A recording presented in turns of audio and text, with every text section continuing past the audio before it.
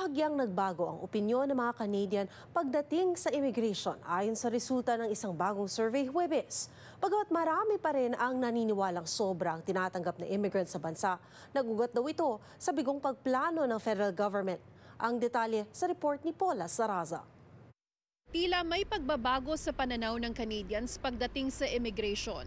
Sa poll na isinagawa ng Environics Institute, kaagapay ang Toronto Metropolitan University, nasa 56% ang nagsabing sobra pa rin ang pinapapasok na immigrant sa bansa.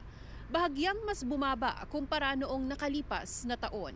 Mula 2022 hanggang 2024, naitala ang lumulobong negatibong sentimiento sa mga immigrant na ayon sa mga tumugon sa survey dahil sa hindi maayos na management planning ng federal government.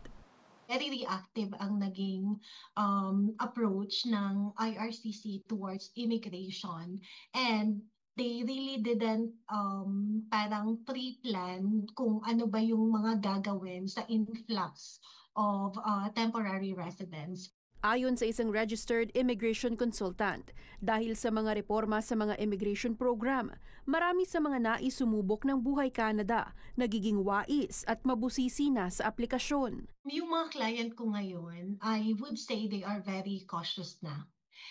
Dati, yung postgraduate work permit application, yung PGWP, kadalasan yung mga kliyente, DIY lang yan. They do it on their own. But now, because of all the changes and because of a lot of gray areas sa lahat ng mga announcement ng IRCC na pabugso-bugso, bigla-bigla. So natatakot na yung mga kliyente magkamali. Lumalaki rin anya ang interes sa iba pang pathways, pero may mahigpit na paalala sa mga naghahanap pa rin ng paraan para makakuha ng inaasam na permanenteng status, partikular kung binabalak mag-apply sa ilalim ng humanitarian and compassionate grounds at refugee claim.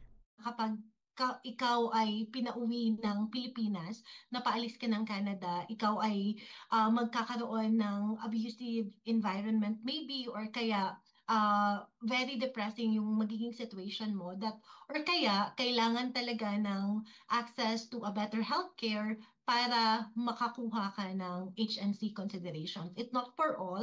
It should be your last resort. Naging masama yung image ng other nationalities just because they abuse the refugee claim system. So ang Philippines naman, I acknowledge that there are some problems and medyo iba yung political climate natin ngayon, but I don't believe that it is enough for Filipinos to get accepted for a refugee claim. Sa parehong poll, naitala ang mga pangunahing isyong ikinababahala ng Canadians, gaya ng cost of living, pagtaas ng inflation at krisis sa ekonomiya. Pero ang issue sa immigration, nahuhuli sa mga itinalang major concern. So we're having a whole survey and a whole analysis on what Canadians think about immigration. But when you ask them what keeps you up at night, what keeps them up at night is the economy, the affordable housing, affordable cost of living. Noong nakalipas na buwan, nagpahiwatig si Prime Minister Mark Carney na posibleng ihain ang panibagong immigration levels plan sa mga darating na linggo. Ito habang patuloy ang pag-review ng Ottawa sa immigration strategies ng bansa. Matatandaang nangako ang federal government na babawasan ng 5% ang bilang ng temporary residents, kabilang ang international students at temporary foreign workers sa katapusan ng 2026. Paula Saraza, Omni News, Toronto.